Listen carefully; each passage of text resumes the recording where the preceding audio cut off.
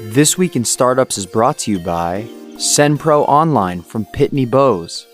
Save time and money no matter what you ship or mail. Try it free for 30 days and get a free 10-pound scale when you visit pb.com/twist. LinkedIn Marketing. To redeem a free $100 LinkedIn ad credit and launch your first campaign, go to linkedin.com/thisweekinstartups. And Silicon Valley Bank, who, in partnership with Founders Pledge, has formed the COVID-19 Global Impact and Innovation Fund. This fund will deliver resources directly to organizations that can help make the most immediate impact in the fight against COVID-19. Learn more at svb.com/impact. Hey everybody, welcome to another episode of This Week in Startups. We are here in month 2, on day 56 of my shelter-in-place quarantine, and I'm losing my goddamn mind. Whew, this is not easy for me, 100% extroverted on the Myers-Briggs test. But I have found great joy in doing the podcast and continuing on. And it's really great to see how we've really mitigated against the coronavirus here in the Bay Area. And it seems like we're going to start getting to work or going back to work slowly. And I'm looking forward to that. And today we're going to have a wide-ranging discussion with long-term friend of the pod, Keith Rabois. He's obviously a general partner over at Founders Fund. Serial chief operating officer, I think, is probably what you're known for, just being a great operator and a great thinker. Welcome back to the program, Keith. Pleasure to be with you. How are you holding up under this? I'm assuming you went into shelter in place in the beginning of March like the rest of us, that second week or so, or did you go a little earlier, a little later? March 16th, so right on time, not before, not after. I'm going a little bit insane, stir crazy, even though I'm very introverted. Being deprived of human beings and any human contact is not particularly productive. I also enjoy working with founders and meeting with them in person to problem solve and consider new investments. And, remote board meetings, remote pitches is just not an adequate substitute. It's brutal, yeah. And I think I was talking to Ruloff, our mutual friend who you worked with at PayPal and is now at Sequoia, and he told me he feels exhausted. Like he feels like an hour on Zoom is like 3 hours in the real world, just because you have to look at the camera, and it feels more exhausting. And after, I don't know what's the largest number of hours you've done on Zoom in a day now? That's a good question. I think it's probably I try to keep it to about 6 or so because it is so exhausting. There's so many more you have to pay so much more attention to extract information versus all the nonverbal cues that you pick up on when you're in real life with people. You do save some time, at least for broadcast of information, dissemination of information. It's fairly efficient. You don't have as much chit chat and distractions. However, for dialogue, discussion, debate, decision making among controversial alternatives, it's definitely not a substitute. And I like the interactive debate, discussion, sort of triangulation to the best possible answer. And video conferencing doesn't work very well. And then also being a founder-driven investor where I'm primarily evaluating the qualities and characteristics of a founder or founding team, it really deprives me of my oxygen. I think it's much easier for people who are technology or market-driven investors to survive in this new world order, but I found it incredibly challenging for myself. It's exactly my experience because I too feel like my superpower as an investor is reading people and getting to know people and those subtle tells of like, is this person going to quit? Do they really care about this idea? And Zoom removes all passion or nuance from a discussion. I feel like I'm getting no energy. And it really reminds me of online poker players versus in-person poker players. The online poker players are looking at math. They're looking at metrics, just like you're saying. Maybe the equivalent might be a market-driven person. But, if you're trying to get a read or a tell on a person and understand the relative strength based on what they're saying and how they're saying it, you just can't do it. It's brutal. Yeah, I agree. That's probably an apt metaphor. I mean, I'm obviously not a very sophisticated poker player like you are, but that seems right to me. So, for example, I have a former colleague of mine who is outstanding at interviewing and assessing people. And truthfully, he actually speaks during most of the interview. Nevertheless, he always walks away with the most insightful, accurate sort of description of the people I send him. And I'm always confused by this, or it took me years of being confused because I would talk to my friends and they were candidates and say, what did you think of meeting with X? And they'd say, well, I didn't say anything.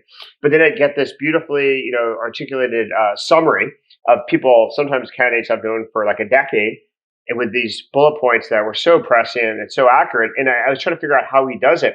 And I think what he actually does is he can just watch your eyes, and between how you react, he can tell whether you grok concepts or not, or how fast you pick up on concepts. And he's kind of watching your face and eye motion, and he can completely read you that way.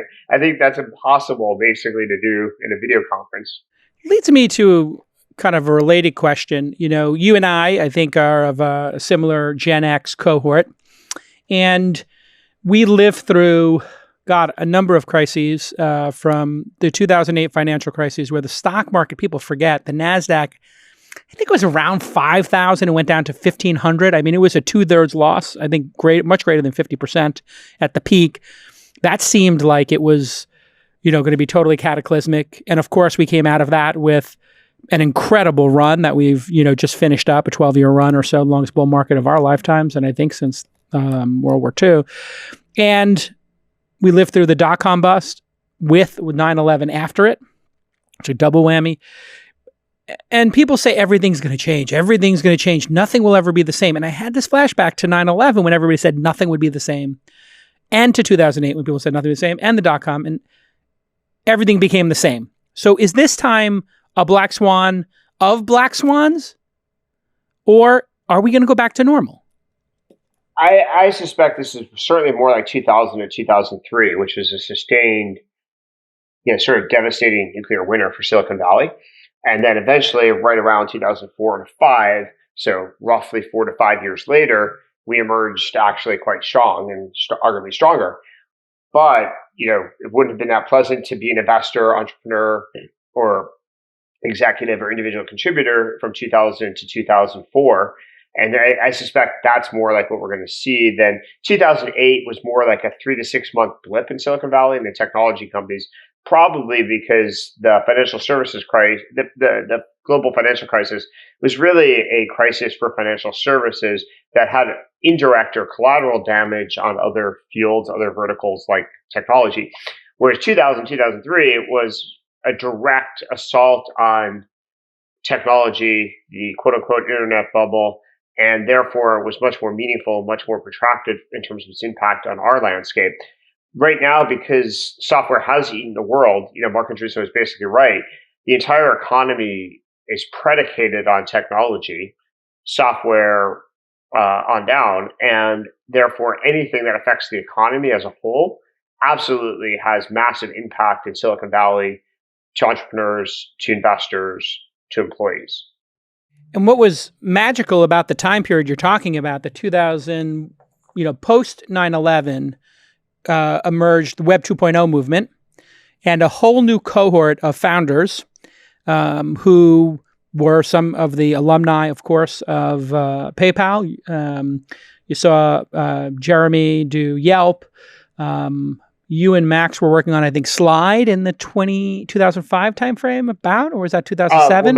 Max started in 2005. I joined in like 2007, 8. I was at LinkedIn, which is another one example. Absolutely. We launched LinkedIn in 2003. There's obviously Steve, Chad, and Javed who launched YouTube.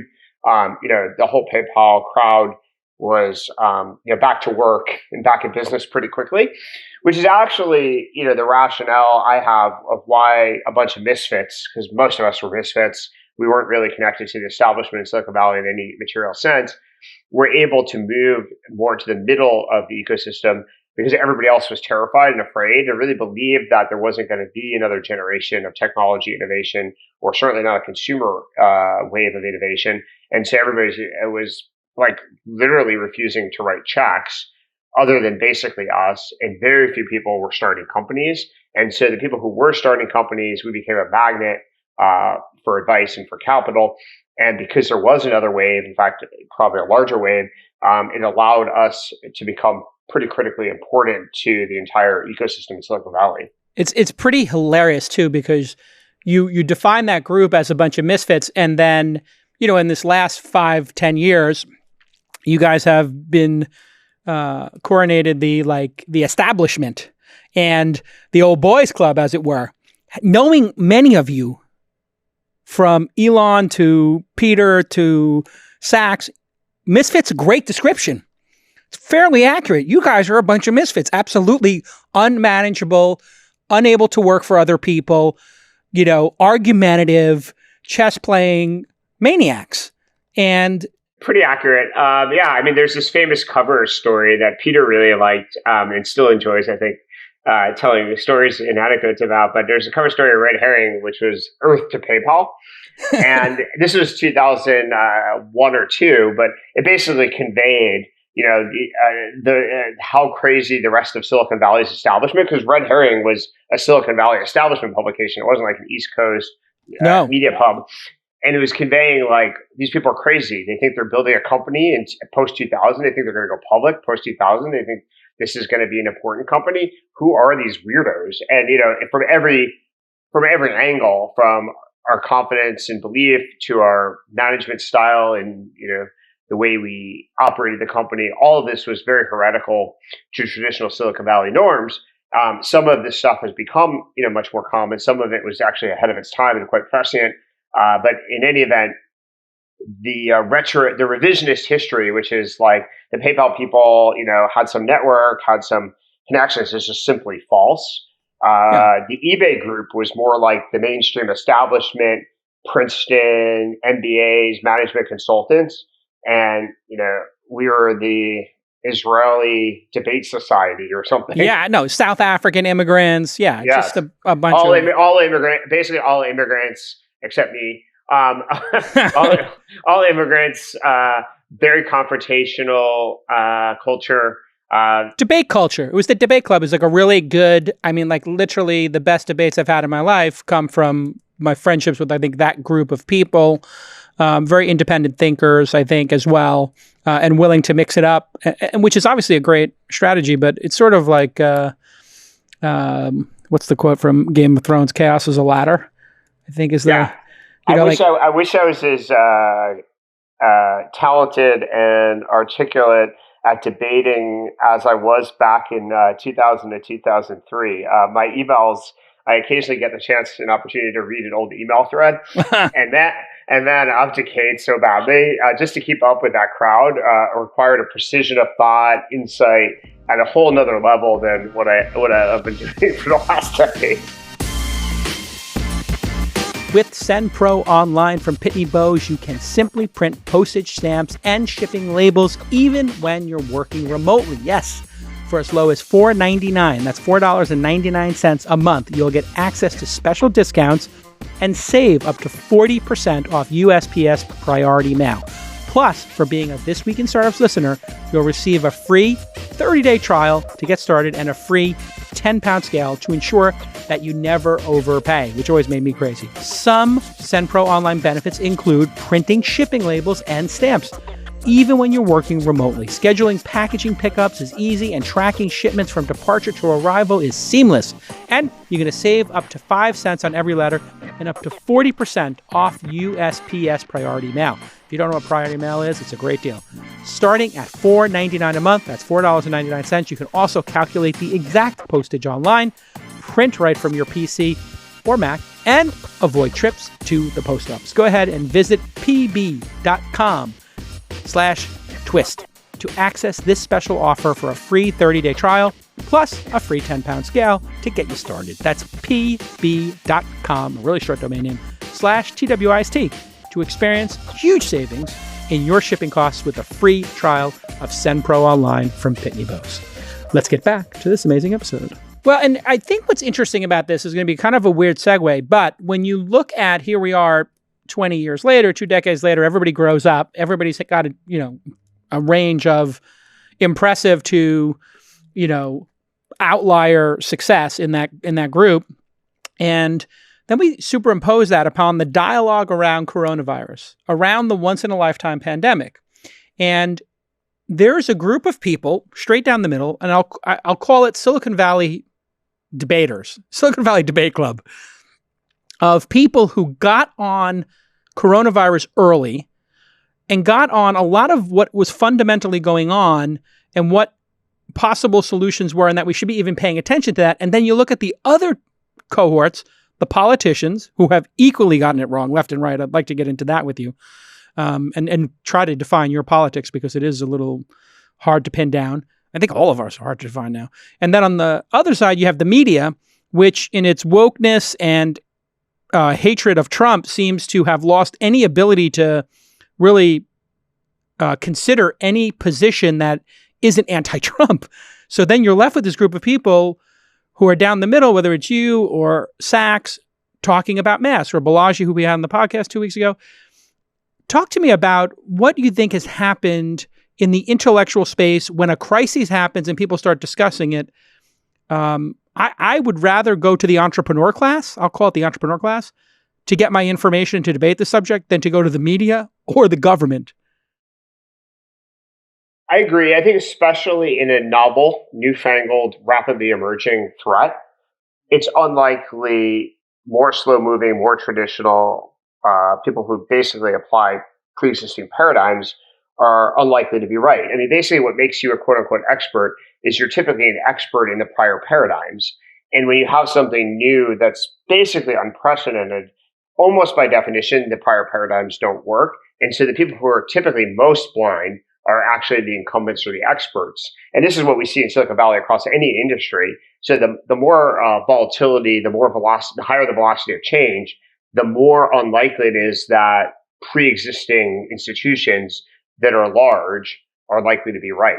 So if we saw coronavirus number 2, that was a species of coronavirus 1, I suspect more of the establishment would get things more right, because that's what establishment people know how to do, and establishment institutions are adept at processing. But when you confront a new problem that's never been confronted before, you need first principles thinkers more often than not.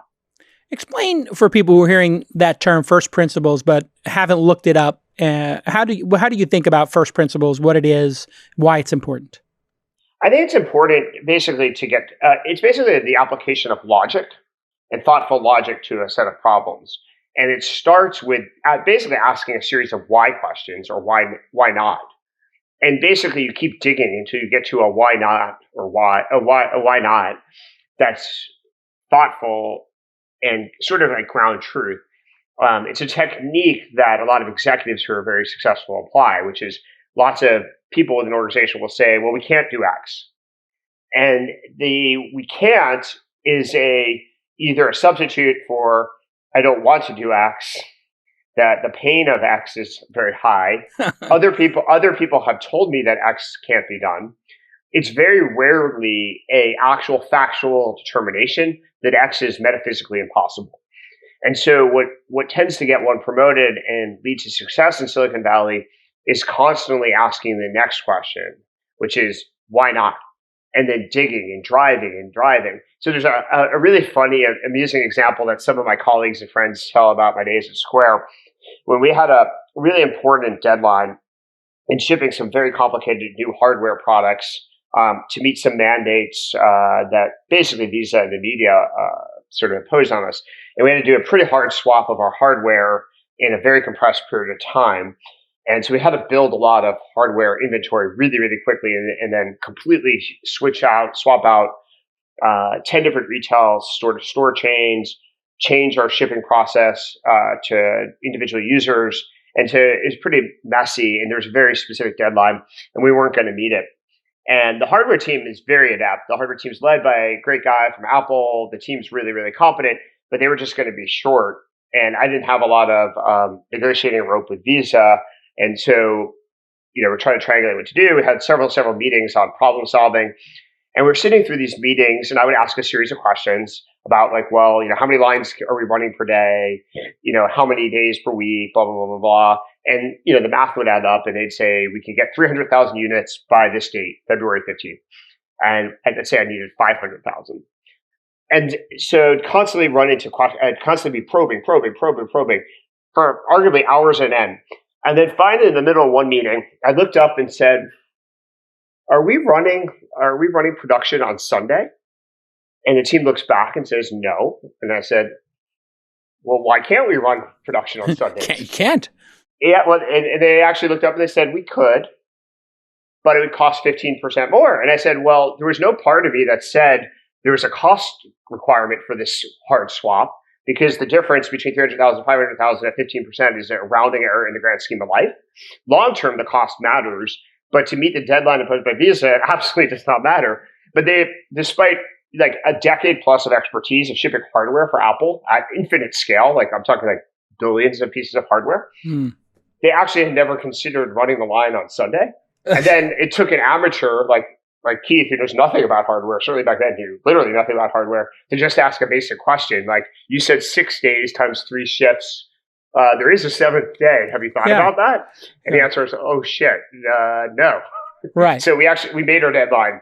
We started working on Sundays. So fresh eyes on a problem is one of the great investment theses. Is that the plural of theses? One of the great theses I've had, which is, hey, a person who has not been in the taxi cab business might have a fresh approach to this. And a person who is not a meditation expert might be better to run a meditation app than somebody who spent 30 years in an ashram meditating. Like, they might not have the sacred cows to say, oh, no, it can only be done this way. Oh, you cannot do it that way. I totally concur. I almost never, both as an angel for 13 years or now as a professional investor for 7, have funded somebody with domain expertise. I believe people with domain expertise basically learn like what you can't do, not what you could do. Even when I do diligence, I very rarely will consult with experts in quotes. And if I do, I ask a species of the same questions we just went through, which is, explain to me why this can't work. I don't want to hear anything else. Like, I literally don't want to ask them questions about whether they think it would work or what the probabilities are. I want them to explain with a simple factual statement what is actually blocking it from working. And occasionally a good expert will highlight something that's a very specific, very narrow, intractable problem. But if they don't have an answer like that, then I'm going to invest. Yeah, it's almost as if in what we do, looking for outlier results, the incumbents and the super knowledgeable people believing in the idea means it would have existed already. Whereas, and it can't possibly be breakout. If it's already existed and it's already in their wheelhouse, then it's not necessary. It reminds me, you have of your pinned tweet, which is like something to the effect of, hey, listen, if you want to find a great industry to go after, find one with a low NPS score and just verticalize it and make it better. Unpack that tweet for us. Yeah, okay, let's start. First thing, I'll kind of give you a PayPal anecdote. At PayPal, we had 254 people in the Bay Area and then another set in Nebraska. But of the 254 people in the Bay Area, only 3 had any degree of financial services background. So to me, that's about the proper ratio. Sorry, 1%. Three of 254. One was our general counsel, which made some sense. Yeah. Landmines. So same rough ratio, by the way, at Square. If you included me as someone who had some financial services expertise, which is definitely debatable, you probably in the first 300 people had, again, like 2 people. So I think that's a good dynamic. So that's kind of, my philosophy. On the tweet, I realized that a lot of the best investments that I'd made had some common characteristics. Square certainly this would apply to, which is find a very fragmented industry that has typically extremely poor customer satisfaction, whether you use NPS or proxy for it, and then figure out how to improve the experience by creating an end-to-end solution, roughly verticalize it. And that's a great formula if you can figure out how to do that. And so I sort of described the key components in a tweet when I was actually on vacation a few years ago, and realized that it actually applied to many, many businesses that I'd had indirect sort of success with as either an executive or an investor, but without a clarifying overarching theory. And then I try to distill it all together. So now, for the last 2 or 3 years, I've applied it more proactively and sort of filter things that way. I don't need to tell you the world is changing and that businesses are being forced to adapt in many different ways. It's uncertain times, but we're going to get through this, and you need to make sure your marketing gets results right now. You need to have that tight so you can keep your business vibrant during these challenging times, and LinkedIn can help you reach people who are looking for opportunities to help their business. With over 62 million decision makers on LinkedIn, you're able to connect with the right business leaders. 71% of people use information on LinkedIn to inform their business decisions. I can't believe this is not 100. I use it all the time to make business decisions. And with LinkedIn ads, you can make sure your messages are getting through to these decision makers. LinkedIn marketing can help you build campaigns using objective-based advertising. That means you can customize the campaign experience based on the actions you want your customers to take. So an example of that might be for Angel.University, which I'm trying to get people to come to learn how to be angel investors. I might want them to watch a video of the Angel podcast. I might want people to fill out a form to learn more, or I might just want people to visit the website and then retarget them over and over again. You have all these different goals, and you can do that objective-based advertising with LinkedIn marketing. They have great targeting tools that will help you focus the objective-based advertising down to the job title. So in this case, I could take somebody who is an investor already, an angel investor in their title, and then I can say to that person, I want to generate a lead. You can also do it by company name, location, and more. Maybe I'm doing Angel University in the Northeast corridor. I want to hit Boston, New York, and DC. You get the idea. LinkedIn ads can help with all these types of businesses, and you'll get the marketing results you need. Today, here is a ridiculously generous call to action. Oh my Lord. See how LinkedIn can help you with a free Hyundai. That's right, $100, a bean from your boy JCal and the team at LinkedIn. $100 in LinkedIn ad credits for your first campaign. Visit linkedin.com/thisweekinstartups. No spaces, no dashes. That's right, linkedin.com. You got that domain. You know that one. It's in your history. I just want you to add /thisweekinstartups. One word, linkedin.com/thisweekinstartups. Okay, thanks again, LinkedIn, for supporting the podcast. It's almost like if you had the customer support information on a company and customers were extremely dissatisfied and complaining constantly, boy, what a great industry to go after.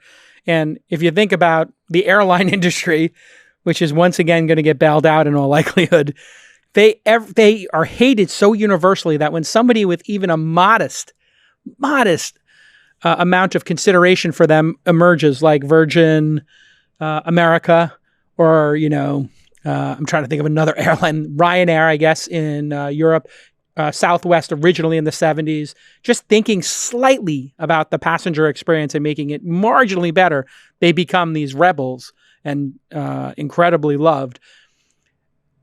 Yeah, if you could follow all the complaints on the Twitter about a company, you might be able to find the verticals. What verticals have you found this in and applied it to as an investor? Healthcare. I think healthcare, like for example, primary care is quite fragmented, and the NPS isn't quite as bad around primary care physicians as some industries, but it's very fragmented, and certainly the experience can be improved by verticalizing it. Similarly, do you have a bet in that yet? Yeah, I think Forward Health would qualify. Yeah. So Forward is basically creating an end-to-end experience where we invest in technology, innovation across the board to create a better version of the healthcare system where we're responsible for everything, surprising and delighting the customer, basically. So you feel like when you go to a Forward location, you feel more like you're going to Starbucks or a sauna, high-end retreat, than sitting in, an old doctor's office and getting exposed to germs like left and right and waiting a half hour for your physician. But we actually use innovative technology to improve the experience for our customers as well. So I think there's many, as I said, this was kind of a revisionist theory that I had applied with hindsight to a lot of my best investments and realized that there was common denominators versus like a prescriptive formula. And then only in the last 2 to 3 years have I actually applied it prospectively. It's so funny. I just did a tweet the other day. Or no, I did it in my private Slack channel. And I said, what is something you subscribe to that is not Netflix, Spotify, and Obvious, Apple Music, that you are absolutely in love with and cannot live without? And one of them was Forward. And I went to the Go Forward website and I looked at it and I was like, oh my God, I've done well for myself. I have what's called a concierge doctor, which means I pay, 10 or 20 grand a year to have a person I can text and basically just go anytime I want to get whatever I need, and they'll come to the house and take care of family. But Ford looked like that. It was almost concierge doctor in a, I think it's $199 a month. They do your blood work and they monitor everything, and you go in and you go on a scale, and they do a whole proactive thing, correct? That's kind of the value prop? It's basically like scaling a concierge level quality service, but it's now $150 a month. And unlike most concierge doctors, or perhaps any, we actually invest in technical innovation. So the average concierge doctor is a very proficient doctor. I've had one since 2003 as well, but he doesn't really know how to invest in technology. He knows how to get the latest expertise and do research on particular like long tail issues, but he's not like creating a new version of X that's going to be innovative. So Forward has an R&D team. We hire engineers out of Google and Apple, et cetera, and then create a whole new customer experience. But it's also significantly more affordable. If you take $150 a month times 12, that's like low thousands of dollars versus $10,000 to $30,000, which is where a traditional concierge doctor would price, him or herself. Right. And it's really interesting because my poor concierge doctor has to deal with me listening to Tim Ferriss and other folks doing I'm so sorry. Like Kevin Bose and all these like maniacs. And I'm like, tell me about metformin. Should I be on this or not? Because these guys are all metformin now, and they said that this is the anti-aging drug. Yep. No, that's a classic example. In fact, my concierge doctor in 2015 convened a panel of experts for me to debate by email whether I should take metformin. Where did you wind up on this? It seems like a no-brainer to lower your, it lowers your insulin. Is that what it does? And just... Well, so in 2015, they convinced me not to do it. And I actually do intend, once this virus stuff is over, to revisit the topic. I've read recently a great book by David Sinclair out of Harvard entitled Lifespan, which is basically argues that aging is a disease. Yes. And like any disease, it's actually preventable if you do the right things. One of the things he highly endorses is taking metformin.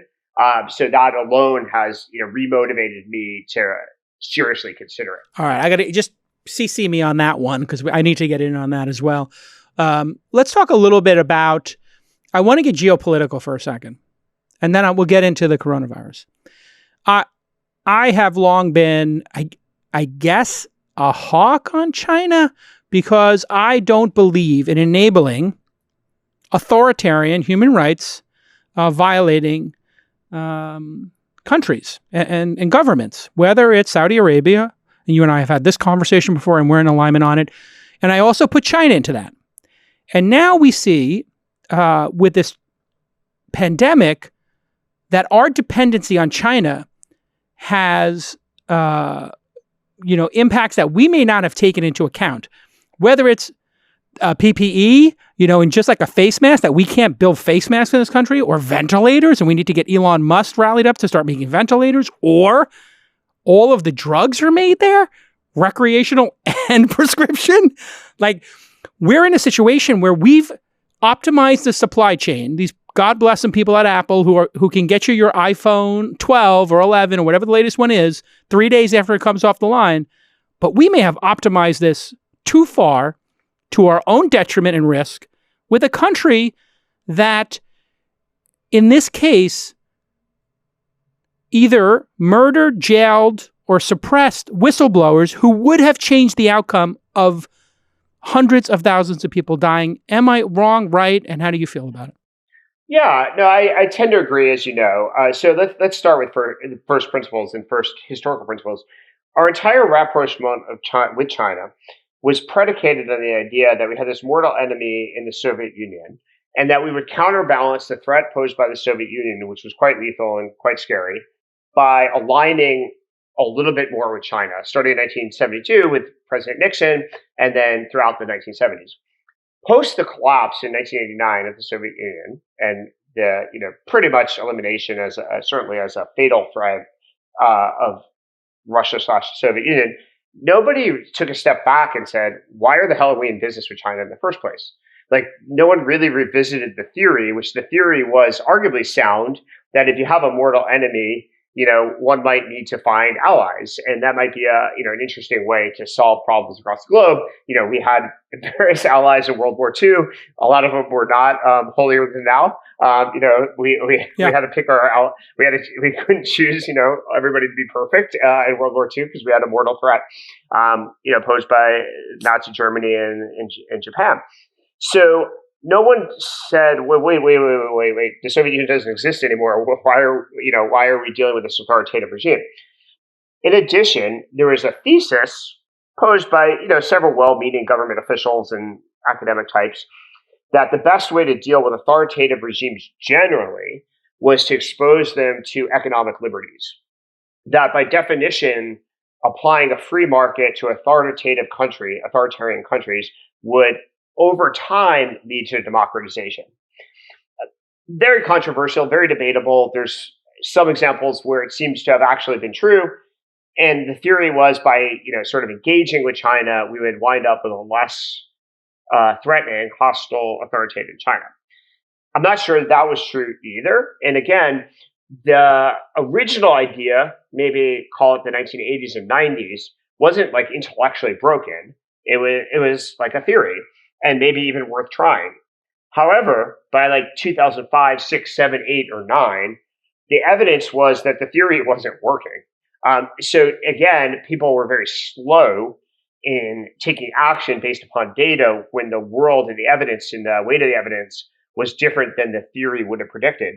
I don't have any objections to the theory per se, but I think it was a mistake and a pretty severe miscalculation to go from call it 2008, 9, or 10 to roughly the election of Trump in 2016 without ever revisiting the question of whether engagement actually worked, and it certainly worked vis-a-vis China. To his credit, as you know, I'm not the biggest proponent of Trump, but I'm willing to give him credit for the few things that he does very well. One was, even as early as the campaign, was emphasizing the threat posed by China. There's several speeches. And he's 100% correct on it. I mean, and listen, there's nobody who I would rather see not be in office than Trump. On the China issue, he is dead on from his campaign. He was like, China. There's some witty YouTube videos where people extract these parts of a speech, put them all together. So he's been laser focused on it from the time he started running for office. And, even in Silicon Valley, among most of my friends who really don't like Trump, I would say somewhere over the last 2 years, 40 to 60% of my friends and colleagues agree with Trump on China. Right. And these are the most liberal of liberal elites we're talking about. Yeah. We're talking about people who would wish him harm. Yeah, they're pretty much close to that. Yeah. I mean, don't call the Secret Service yet. Right, but just short of that. Their natural agreement level with Trump runs at about 10% on a policy, and on China it's 50, 60%. Right. So he's basically been right in being willing to criticize the prior approaches to China, to really study the evidence and to confront China, which I think China does pose a threat economically to the U.S., does pose a threat intellectually on the IP side. And I think we did take our eye off the ball on the manufacturing side.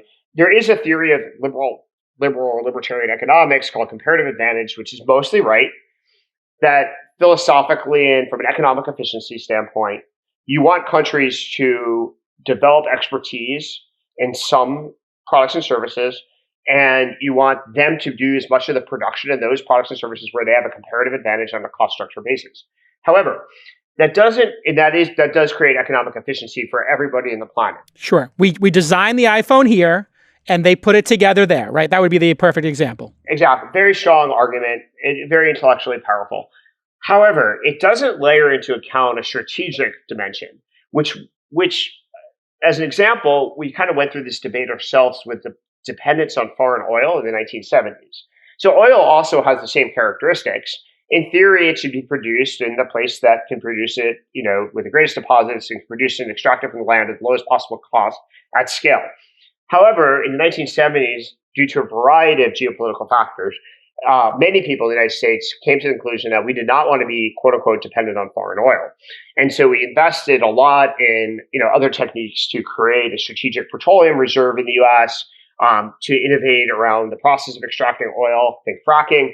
And actually, we wound up, 30 years later to be like the largest exporter of oil. Yeah, mission accomplished. Yeah. And, in fact, nobody in the Middle East has any leverage on us anymore. But that was a conscious decision from a geopolitical standpoint to invest in things that might not have been economically efficient. So now let's talk about manufacturing, particularly around the drugs.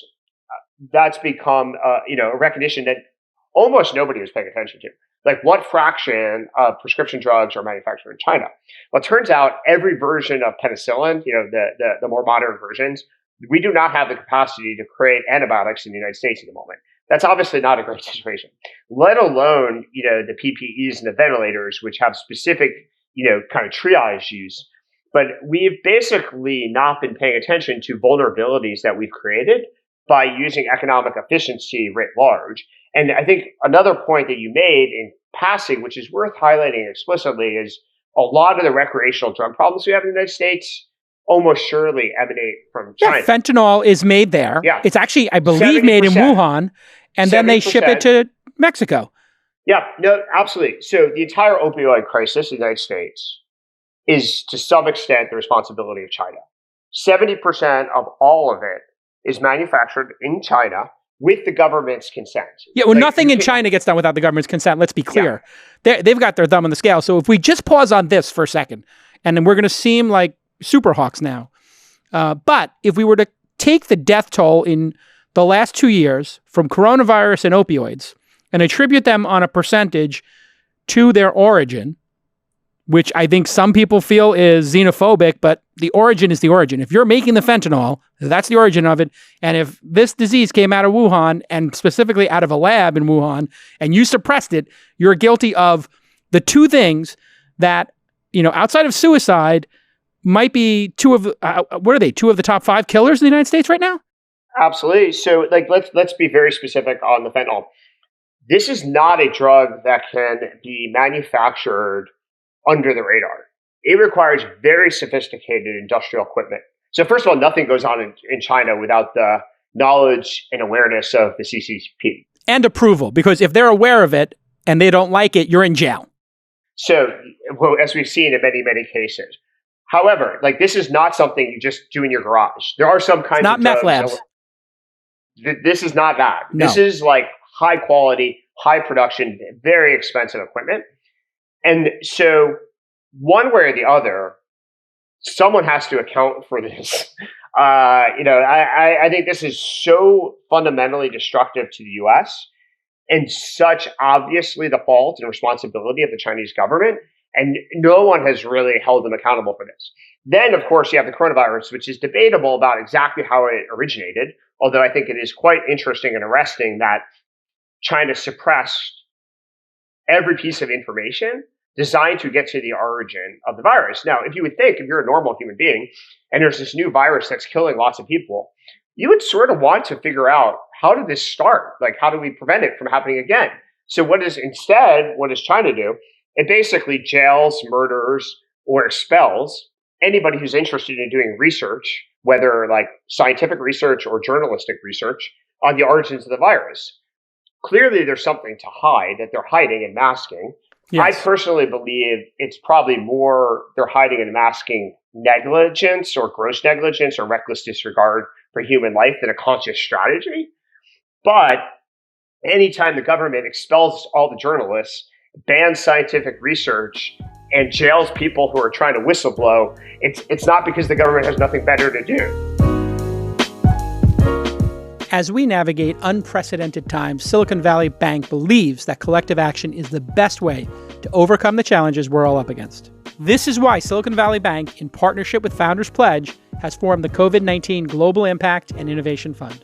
This fund will deliver resources directly to organizations around the world that can help make the most immediate impact in the fight against COVID-19. Silicon Valley Bank has made an initial $1 million investment to fund this critical work and invites you to join them in helping those in need. Silicon Valley Bank continues to offer solutions that support small businesses and the innovation economy. For more than 35 years, Silicon Valley Bank has supported countless innovators with a passion for solving the world's biggest problems, and today remains committed to helping its clients and employees and our communities manage through these uncertain times. To learn more about the Silicon Valley Bank COVID-19 Global Impact and Innovation Fund, visit svb.com/impact. Yeah, let's take a moment and pause on this and unpack it for a second. If a pandemic broke out in any other country, Africa, the United States, wherever, Europe, and the government disappeared the whistleblowers,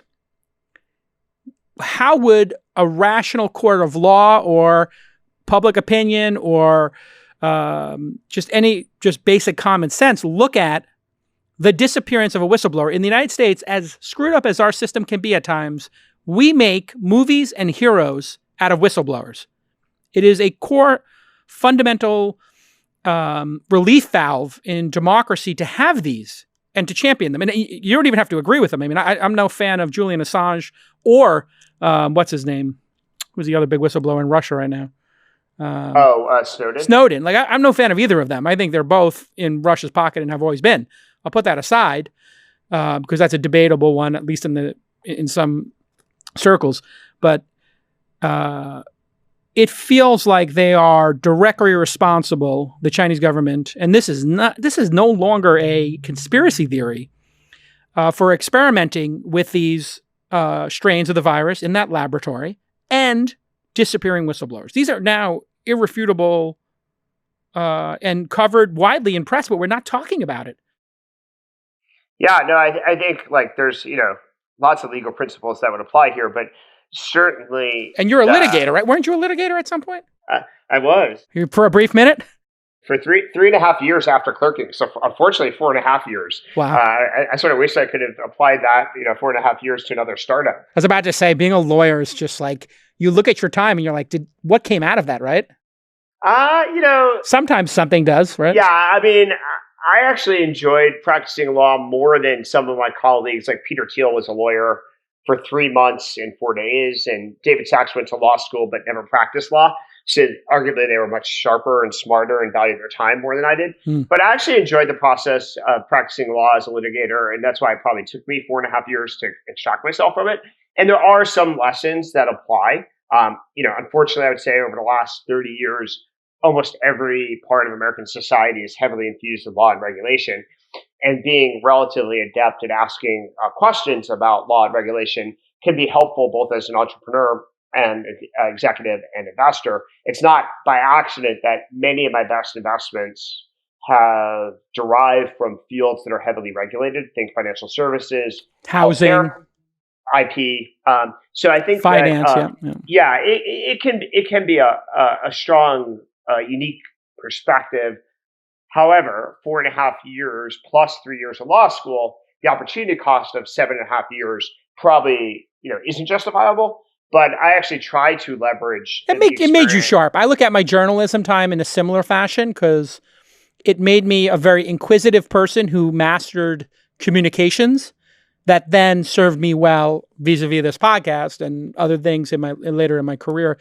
Would it not be, or what do you think the probability is that when all is said and done, if we do find out that there was negligence on the part of China, what would the proper reaction of the rest of the world be toward China? To forgive it and say, hey, it could happen to anybody, or to say things need to change here, or we're just going to start the process of disengagement? Because Japan, from what I understand, has now started the disengagement process and is subsidizing the moving of their companies' factories out of China to other locations. And there are plenty of places with low-cost labor that would love to have factories.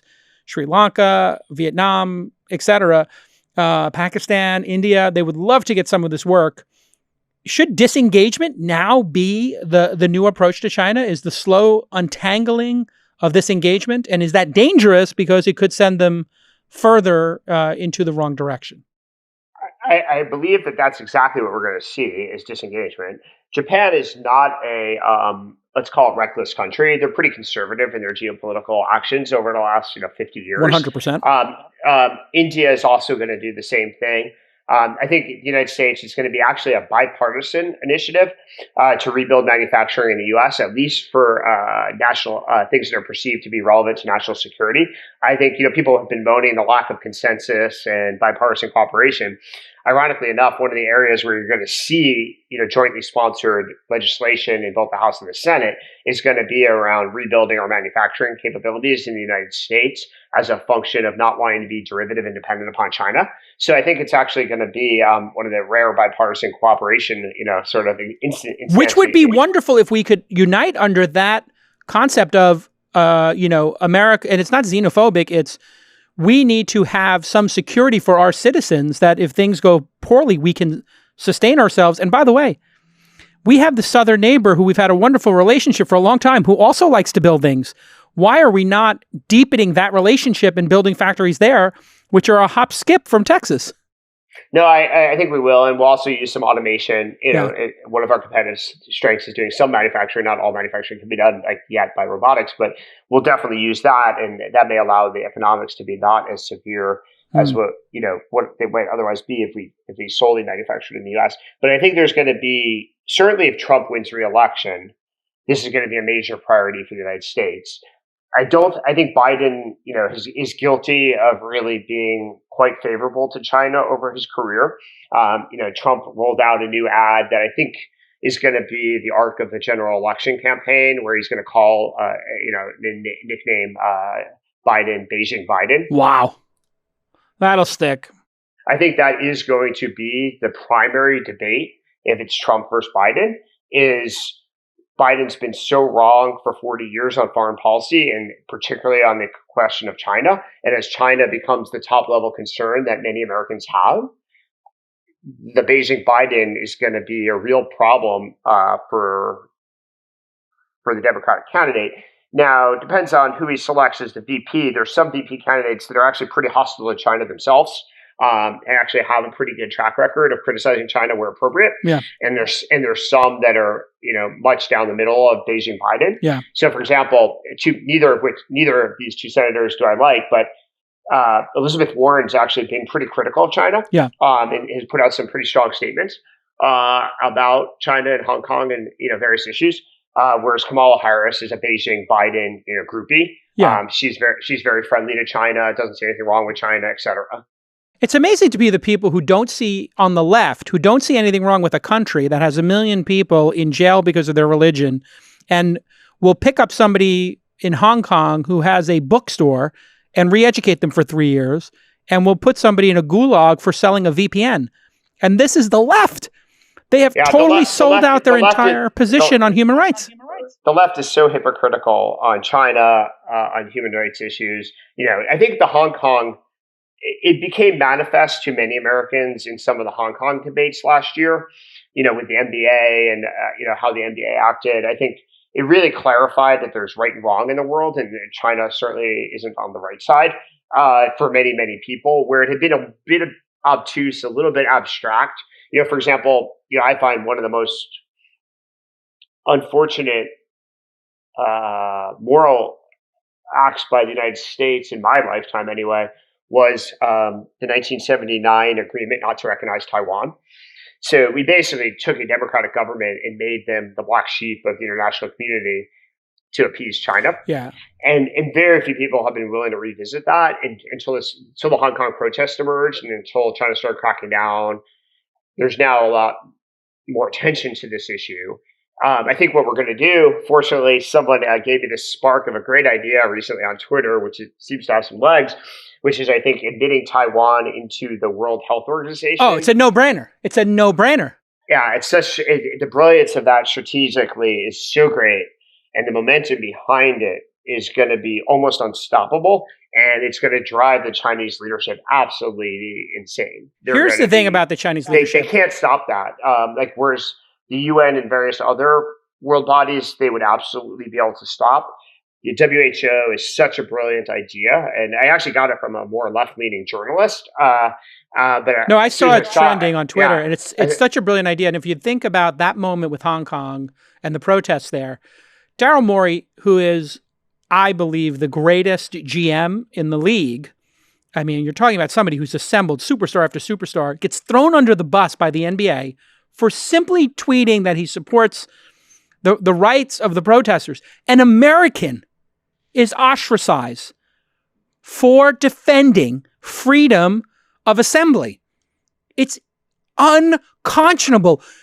It's insane. It's like, this is the problem with the entanglement strategy and the Beijing-Biden problem is Americans were told that if we allowed American companies to generate profits in China, that the Chinese regime would liberalize. We would have influence. We would have influence. Yeah, we'd have influence, and therefore they would eventually become less authoritarian.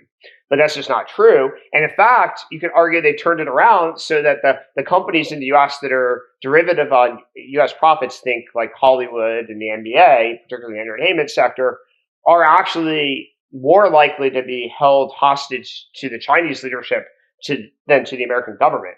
It's such a brilliant point, because if you think about it, and now you want to talk about liberal elites and just how bankrupt they are, the liberal elites in Hollywood are more than willing to change the endings of their goddamn movies and corrupt their art to get the incremental, call it 10, 20%. I mean, we're not talking 50% of the revenue. We're talking about like an incremental 10, 20%. It'd be like you and I getting an extra point in a company or two. I mean, it's not that big of a deal.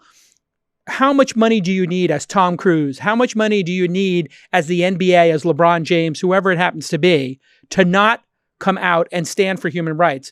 It would be better, literally, to leave China and make 10% less money than to be in China. And for LeBron James to have to he came out upset at Daryl Morey, which is just insane. We need to stand for human rights in this country. What do we stand for if we do not stand for basic human rights? And this engagement has now flipped on us to now entanglement's one word, but being held hostage is the other word. Yeah, no, I mean, there's someone else pointed out and observed that you look at all the Hollywood movies, created over the last 40 years, it's almost impossible to find a Chinese villain. Whereas like the canonical villain is like a Russian, mobster, yes, Russian, oligarch, Russian somebody. And that's the function, and that's the result of the Chinese market being lucrative, Chinese ownership of some of these companies. They basically used it, to basically edit scripts. Right. Why on earth would we allow TikTok in this country if we're not allowed to have Twitter, Snapchat, and Facebook in China? Yeah, no, I think that's going to become also an area for bipartisan cooperation. There's going to be a quid pro quo requirement that, censorship works. We don't believe in censorship. The United States should not be involved in censoring Chinese companies. I actually believe China should be allowed to express itself and disseminate its propaganda here. However, if they're going to bar content from the United States to be disseminated in China, we should have somewhat of a reciprocal policy. 100%. But I do believe, I'm not somebody who believes that Twitter should be censoring Chinese government viewpoints on Twitter, for example. However, definitely Chinese companies, if they want to compete in the US, the similar or comparable companies must be allowed to share information in China. It makes no sense to censor the Chinese government on Twitter or YouTube. We want to see exactly how they're doing their propaganda. We want to put a spotlight on it. Better. I mean, you probably saw that meme where they were making fun of us for not putting on masks. And they're like, We told you to put on masks. Like, it feels like this war, when it does go down, is going to be a meme war on Twitter. Yeah. No, I mean, and many wars have been, propaganda battles before. This isn't completely unprecedented. Like in the 1970s, we created Radio Free Europe to broadcast into the Eastern Bloc. Yeah, Berlin. Yeah, and it worked. It was very effective. So, there's always some degree of propaganda framing ideological battles that go into a cold or hot war.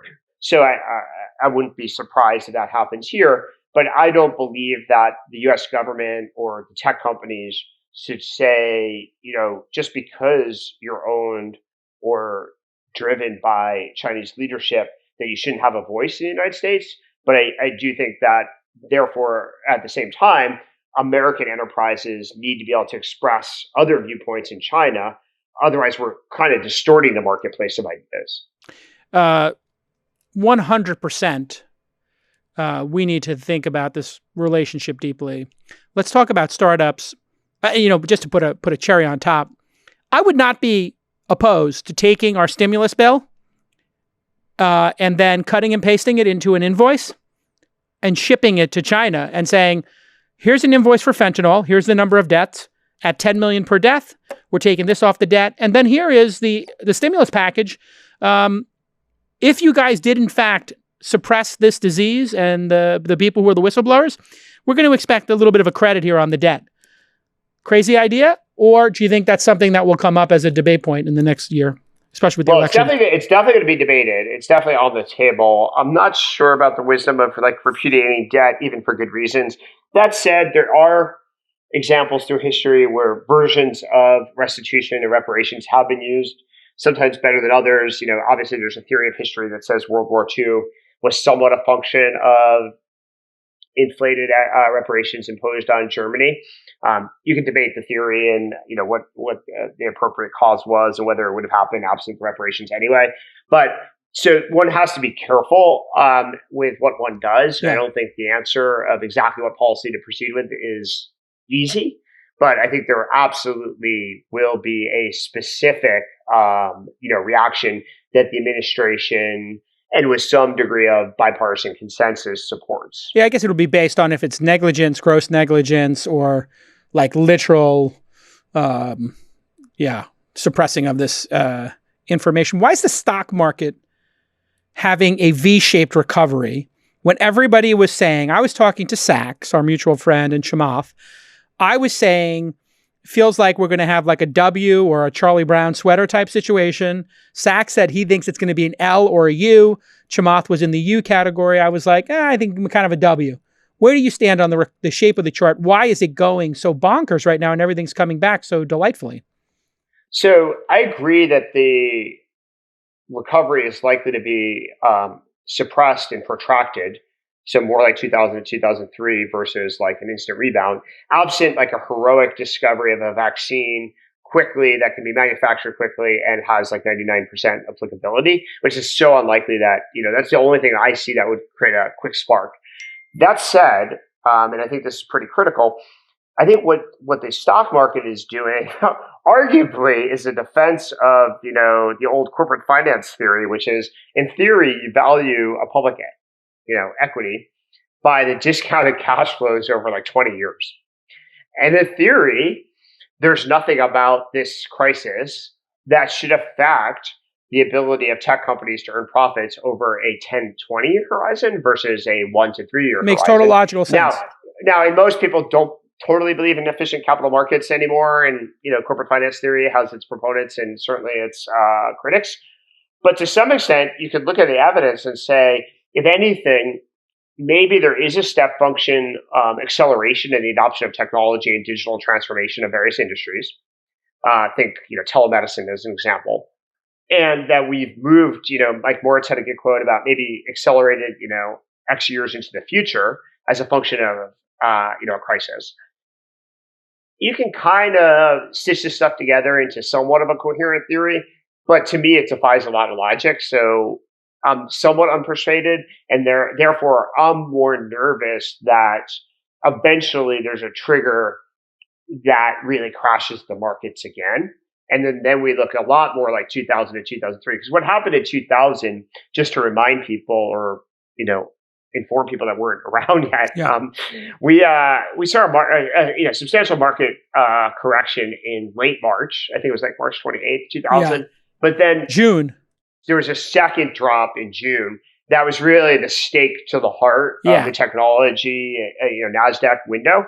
And it wasn't until the second drop that everybody agreed that this was a completely new world. Right. And so I think we may see, another significant market correction, even if right now everything looks great. I mean, I was looking at, some stock prices today, and some people were hitting 9-month and 12-month highs, which makes no sense.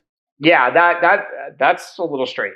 It feels a little strange, and it's got to be perplexing when you look at your own portfolio. And I don't know if you're having this experience. 3 or 4 founders call you, and they're doing layoffs, furloughs, and they're curled up in a ball, and they need a hug.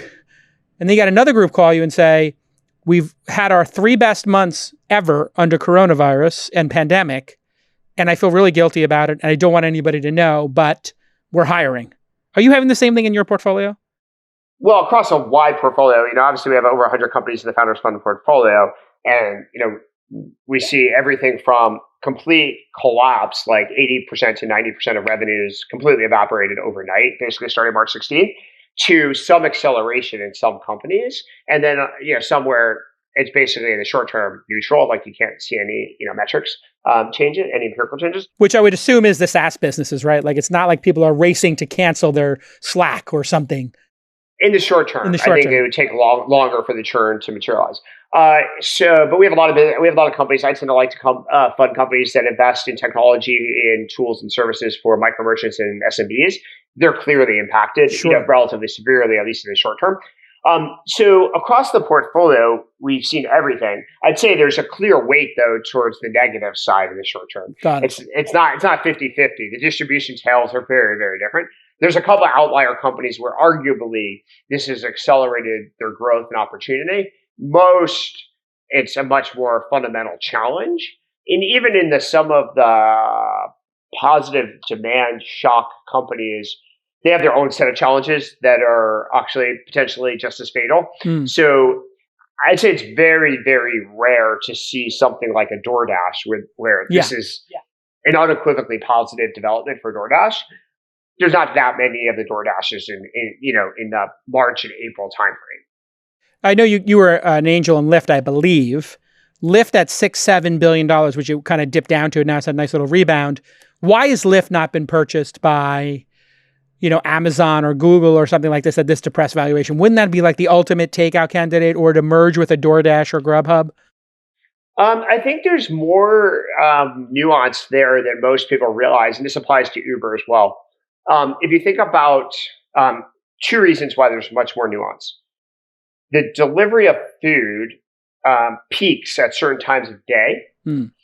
And some of those peaks, particularly the dinner time, peaks during the week at the same time people travel. Right. So you don't have excess supply in a normal world. Bummer. I think there are some weekend times where there's some differences between food delivery windows and peak travel times. But during the week, the dinner hour is rush hour commute. And so you don't really unlock logistical deliveries. And you slow people down too, right? So the deliveries take twice as long. So I think that's one. Secondly, in the driver pool, whether they're DoorDash dashers or drivers, there's some people who will equally happy providing either service. And it's just a question of which company treats them better, pays them better, et cetera. Very normal considerations. There's some people who strongly prefer, though, to be sitting in their car and not have to get out. And there are some people who strongly prefer not to have customer contact. I mean, customers are a pain in the ass. People can be jerks. People can be drunk. You got to talk to people, right? Yeah. So I think there's somewhat of a bimodal distribution in who wants to drive, like an Uber or Lyft, and who wants to deliver, food. So it's not quite as simple as just acquiring to get the logistical capacity. Will we see big M&A coming out of this? It seems like such an opportunity. I mean, I know Apple is just brain dead when it comes to deploying capital intelligently, but Zuckerberg has been incredible. Microsoft has been incredible. Google has been incredible historically with M&A. Why would those companies not be stepping up to the plate right now and trying to grab some of these assets? Do we think we'll have an M&A renaissance in the next year, or just people too scared to make big bets? I think people are scared and terrified to make big bets, particularly like the logistics companies, because companies that are not acclimated to running I think of bits and atoms, like there's companies that are all software, it's bits, and it's very different management challenge, different type of employee pools than people who have bits and atoms, where you have real people in the real world that require supervision. So Amazon, has been a company for a long time that's through warehouses had to run a lot of normal people. Yeah. Apple, when they got into retail, had to learn how to do that, but they actually kind of run the business very separately in retail versus Apple. Google has never really been a bits and atoms company, and every time they try, they fail miserably. I think Facebook would suffer the same set of challenges. Zillow, when they tried to compete with Opendoor, has had massive challenges in going from a bits, advertising-based business to having lots of people at scale in the real world. And, Opendoor is just dominating. So Amazon has that opportunity. Imagine if Amazon bought Airbnb out of this. What an amazing brand combination. It's not the craziest idea. Amazon can certainly afford it. There's several key executives at Airbnb that are longtime Amazon veterans. And so there's probably some, trust there. But I don't think Airbnb really wants to sell, which is, you really can only buy what's for sale in some ways. I think, but Did Airbnb make a mistake not going public last year, not doing the direct listing, waiting too long, being too scared to go public was the criticism I heard? Do you think they were scared to go public? I won't comment specifically on Airbnb I'm a meaningful shareholder. But I will say globally, the Keith view of the world is very similar to the Bill Gurley view of the world. And for 20 years, I've been advocating companies should go public as early as humanly possible, period. Why? End of story. Why?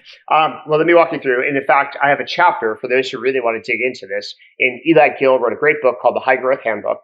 There's one chapter in the book that is basically my views expressed at length.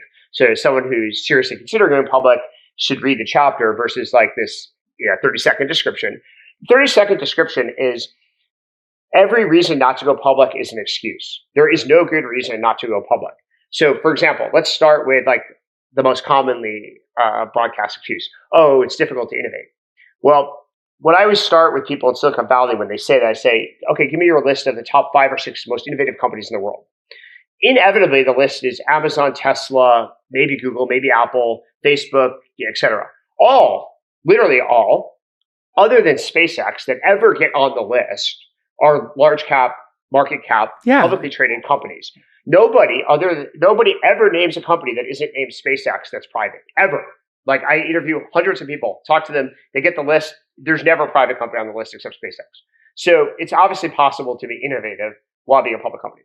Secondly, being public is a binary process. Once you're out the door, the market will fluctuate and your market cap may fluctuate, but you're permanently able to tap into the advantages of being a public company, which include access to capital in different ways, debt and equity under different scenarios that a private company wouldn't have access to, degrees of flexibility around M&A. It's very difficult for a private company to engage in M&A because it's like, what am I worth? What's my stock worth versus yours? Yeah, how overpriced is my valuation versus yours, right? And where am I in the stack versus the last round of investors? Yeah, it wasn't by accident, for example, that when eBay finally acquired PayPal back in 2002, we'd gone through 2 years. This is publicly chronicled. We'd gone through like 2 years of acquisition talks with eBay, and it never landed anywhere. The only time it had a shot of actually working was after PayPal went public. And there was a fair market value stamped on us. So they could no longer debate at least, what we were worth. The only question then was, what's the premium, the acquisition premium? Yeah, and that's always 30%, right? I mean, it's always 30%. It was less in our case, but fundamentally, there's a band around what the acquisition premium should be is a lot tighter than what the hell are you worth. So I think that the other excuse you hear is, employee morale, will fluctuate based upon the stock price. And I think, first of all, that's just a management weakness. If your employee morale is completely derivative on your stock price, someone's not doing a good job explaining the vision, communicating the vision, the priorities, et cetera. But more importantly, as an executive, I liked being able to look at our stock price and kind of understand where morale might be that's floating. Like saying an NBA team would do better if we didn't have a score for the game. And it was every game was a everybody be happier, game. Everybody be happier if nobody won or lost. Performance would go up. It's like performance goes up when there's winners and losers. Of course. And then in addition, I actually liked as a manager being able to see the stock price because I knew I could counter manage it if I could tap into it. Versus a lot of things that create a morale are very soft and difficult to detect for a while. Like for example, at Square, there's this famous demoralization error when I changed the menu on our food and stopped serving bacon. And for breakfast, and all the engineers went crazy. Yeah, and it took 2 weeks to try to uncover why the engineers were going literally crazy. When your company is debating the cafeteria or parking, like when somebody brings up parking to me, or I see a founder come to me with the designs and they're debating the designs of the lobby, I'm like, oh my Lord, do not even think about the lobby of this company. That is the least thing that you need to worry about. What do you think the outcome of a 20 or 30 million unemployment, 20 or 30 million people being unemployment being in that 15 to 20% range over the next year will be for specifically startups and people running mom and pop businesses? What is the impact of those people being pulled out of the consumption pool and or working class? Well, pluses and minuses. Let me start with a different prism on it. I think the impact's going to be catastrophic. but not necessarily from an economic standpoint as much as a healthcare perspective.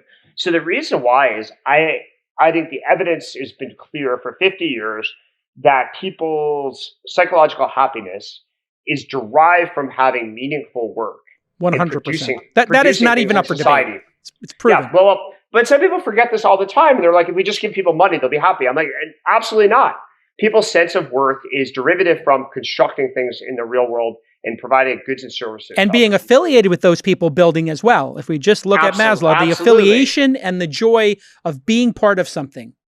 There's so much evidence that, like, for example, when people retire, you can do these A/B studies. People die earlier. They commit suicide. They start drinking.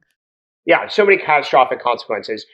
There's a study I tweeted today out of Australia that Australia, which went into lockdown and has had pretty good, or a moderate version of lockdown, has had pretty good success in reducing, the spread of the virus. Suicides are actually up 50% in Australia. Of course. It's like what happens if you isolate human beings and tell them to sit at home by themselves. They're going to have all kinds of health issues, from suicide to depression to diabetes, because they're sitting on their sofa.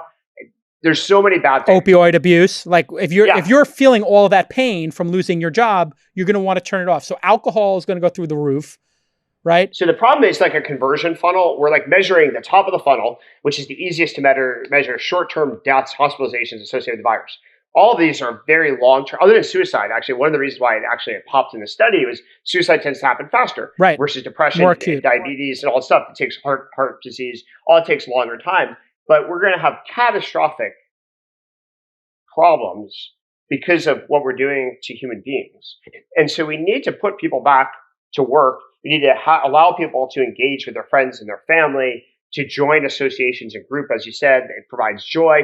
Playing soccer, whether it's playing soccer with people creates joy. Exercising with people creates joy for some. But people are social animals. And there's studies about, like, if you don't have, a certain number of friends, you tend to have more healthcare issues. You tend to die earlier. All of this research is well established, yet all of the healthcare and policy professionals are forgetting it every day. It's so weird. And the whole dialogue is around, it seems like the people who work behind keyboards at the New York Times are more, and you probably saw my little debate with the social media critic there, who now has blocked me, but she was very quick to point out, how dumb poor people were to want to go back to work. And I said to her, I was like, said the person making six figures writing about memes from the New York Times. Like, oh, it's crazy. Like, so here's how I framed it on Twitter. And I've yet to see who's the single most prominent advocate for keeping the economy locked down, who has lost their job or had their income cut by 50%. Name a single person who's trying to keep the society closed and commerce closed, who literally has suffered personally. Yeah, you're not going to find it. And this is the crazy thing about, where we are today with media collapsing. And they're so clueless as to how they're perceived that they could literally, whether it's Hollywood or the New York Times, there's such a lack of empathy for everybody who lives between those two pinpoints on the map, who has to go to work in order to put food on the goddamn table. And you're sitting there writing about Snapchat memes for $100,000 a year, and you're calling these people dumb because they want to go back to work doing salt of the earth labor. It's insane. It's almost deranged. Obviously, the person deleted the tweet because they got so much blowback. But we've lost the script, I think, on the impact of this. I said, is it possible that suicides and overdoses could exceed, and I like to form things in the form of a question on Twitter because it allows a little more discussion. Is it possible? Yeah. And it's a little bit of like a trolling technique as well. But is it possible that those two things could exceed it? And the immediate response from the liberal elites was, that's impossible. And then I said, well, if we're looking at 150,000 deaths, it seems completely conceivable to me that you could have 150,000 ODs, obesity deaths, smoking deaths, and suicide deaths from that. That actually seems in the range. It could be 50, it could be 100. Yeah, no, I think it depends on your time frame. I think some of this is classically, we're just forgetting about some things are very bad for people. It just takes a longer time frame to materialize, but we're going to see cohorts of people with massive issues. And that's why I think things like UBI are really stupid. It's just giving people a check is not creating self-worth. It's not creating that part of the joining of a movement and accomplishing things that is fundamental to human happiness and has been for centuries. It's very weird when I understand the intellectual curiosity of UBI. And I understand wanting to study it. So I don't blame Sam Altman and some of these folks. Even Elon is like, maybe that's something we should look into. Fine with looking into it. But man, an idle mind, whenever you see 20% of young males in a society have that kind of free time, it leads to riots in the street. Whether it's in Greece or the Middle East, it leads to, or France. Like you had the protesters running writ large. I mean, France did UBI 20 years ago. It didn't work. And like, this is not like some novel new idea that's never been tested. Humans need meaning in their life, and meaning comes from creating things. And yes, the creation process is linked to economic subsistence. But if you just provide one without the other, you're actually worse off. Yes, literally scooping ice cream. If we did have a UBI situation, having those people, I said, if you want to have UBI, why don't you just triple the number of teachers in society and increase the number of years that school's available to people? Because then you get a double impact.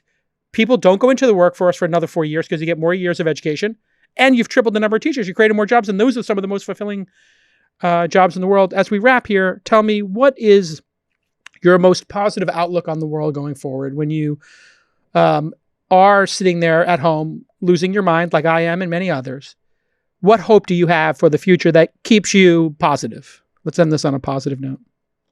I do think there are some positive developments, and there always are. Anytime there's volatility and flux in the ecosystem in the world, there's opportunities for innovation.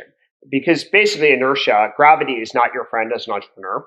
So typically when there's platform changes or cultural changes, it's easier to break through with new ideas. So for example, I'll give you a tangible one, homeschooling. So I've been a long-time proponent of homeschooling. I think the evidence about outcomes, both social and academic, is unequivocally positive. Homeschoolers will outperform virtually any school in America. And it's been a steady growth. Homeschooling has grown considerably over the last 20 years to 4 million Americans, I think, last year were homeschooled. So a pretty considerable audience. But this new world order is unlocking the opportunity 100%. for homeschooling on steroids. Because people are realizing that basically a lot of schooling is fancy babysitting. It's babysitting. And the reason why we don't have innovation and next generation entrepreneurs and cutting edge scientists and breakthrough, Nobel Prize winning people is our schools are regressing to the middle of the bell curve. They're not teaching excellence like we did post Sputnik. And I think the homeschooling movement will allow us to create more thoughtful, more original, more brilliant thinkers, and allow parents to have more control, which is also a good thing. So I'm excited about that as an example. As I said, I've been looking for a company to fund for 2 to 3 years publicly on Twitter. I have one, Dexter. You got to check it out. I actually did find one before the virus, but I think now you can see the world coming together in a way that's going to be very good for everybody. So I think that's the key, is to find the opportunities where you can improve. Telemedicine, same thing. For sure. Telemedicine had been growing, at a pretty good clip. There's some publicly traded companies that have done fairly well. However, the ability to conveniently get a diagnosis for, call it 30 to 50% of conditions, as opposed to taking time off work, commuting across the city, absolutely, sitting in a waiting room for a doctor, more efficient for everybody. To other sick patients. Yeah. So like, for example, I saw public data that Cleveland Clinic went from roughly 3,000 video calls a day to 64,000. The ratio at Stanford Stanford Hospital went from about 1,500 a day to about 70-something thousand a day. So this is a permanent transformation, and that's amazing. Good. Amazing. It's going to be good for access. It's going to be good for cost, and it's going to be good for customer convenience. Yeah. All right. On that note, Keith Rabois is making his quarterly visit to This Week in Startups. So you can mark your calendars 90 days from today. We have sent an invite calendar to you, Keith.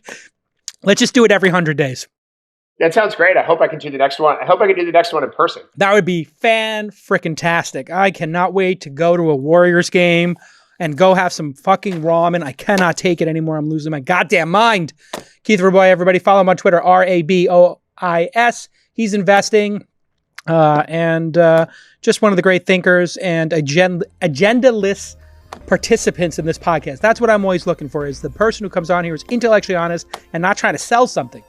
And that's actually something you can do too. Go to thisweekinstartups.com/Slack and join the conversation there. Thanks again, Keith. Stay safe. Okay, brother? Pleasure. Thank you. All right. We'll talk soon. Cheers. Bye.